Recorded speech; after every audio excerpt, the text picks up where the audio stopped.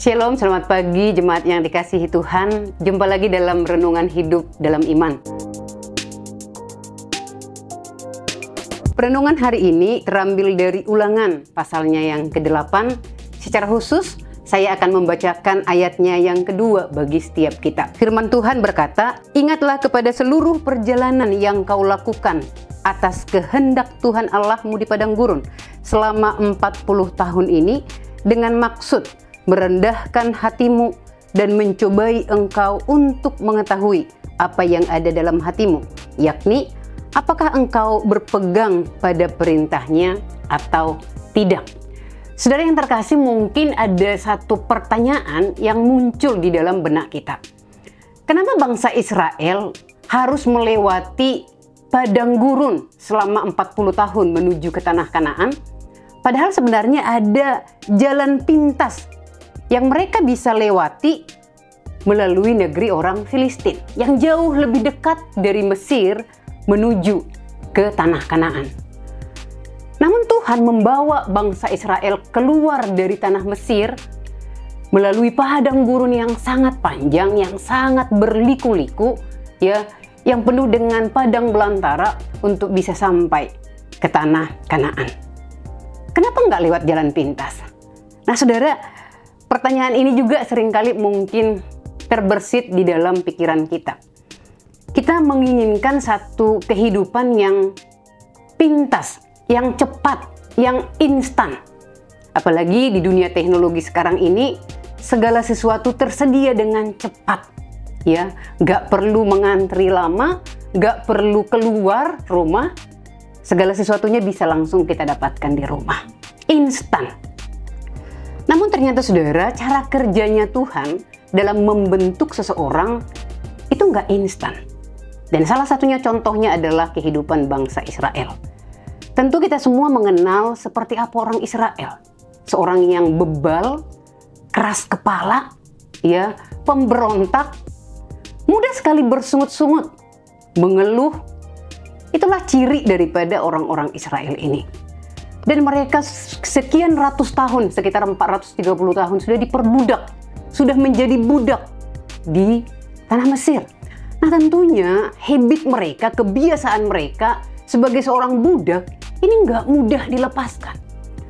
Maka sebelum mereka sampai ke tanah Kanaan yang dijanjikan Tuhan, tanah yang berlimpah susu dan madunya, tanah yang akan mereka nikmati dengan segala kekayaan yang berlimpah itu, Tuhan mau membentuk karakter mereka. Tuhan mau mendewasakan mereka. Nah, caranya gimana? Caranya adalah lewat padang gurun. 40 tahun menjadi tempat, menjadi sekolah iman, sekolah pendidikan karakter bagi bangsa Israel. Kita tahu saudara, selama 40 tahun di padang gurun, ada begitu banyak pengalaman demi pengalaman yang dialami oleh bangsa Israel bersama dengan Tuhan. Dan bagaimana Tuhan menghukum ketika mereka tidak taat. Sehingga kita tahu dari sekian juta orang yang keluar dari tanah Mesir, ya, hanya 2 orang saja yang sampai di tanah Kanaan. Nah, ini mau menunjukkan saudara-saudara bahwa Allah yang disembah memang bukan Allah yang ingin menjadikan kita itu instan. Dia juga ingin dan menginginkan, menghendaki bangsa Israel yang keluar dari tanah Mesir itu, ketika mereka sampai di tanah yang berlimpah susu dan madunya itu, mereka memiliki karakter, kedewasaan yang semakin membuat mereka mengenal siapa Tuhan. Makanya di Ulangan pasalnya yang ke-8 ini, Musa mengingatkan, ingatlah ya kepada seluruh perjalanan selama 40 tahun di padang gurun. Musa mau kasih tahu orang-orang Israel bahwa padang gurun adalah sekolah pendidikan yang terbaik bagi bangsa Israel. Padang gurun yang begitu mengenaskan itu menjadi satu tempat untuk membentuk Israel. Nah, demikian halnya juga dengan kita saudara-saudara, ya. Padang gurun apa yang sedang kita alami saat ini? Tuhan nggak ingin kita menjadi pribadi-pribadi yang instan. Tuhan mau membentuk dan memproses kita menjadi pribadi-pribadi yang semakin dewasa, yang semakin matang. Dan itu hanya terjadi ketika kita ditempa, ketika kita diproses dengan berbagai kerikil-kerikil, batu-batu di dalam kehidupan kita. Bisa berupa kesehatan kita, masalah finansial kita, masalah rumah tangga kita, masalah anak-anak, bahkan juga konflik demi konflik yang kita alami. Semua ini bisa menjadi satu sarana, bahkan juga menjadi sekolah padang gurun untuk membentuk kita menjadi semakin dewasa. Oleh sebab itu, mari kita belajar dari pengalaman padang gurun daripada bangsa Israel. Dan kalau mereka tidak taat, dikatakan Tuhan menghukum mereka.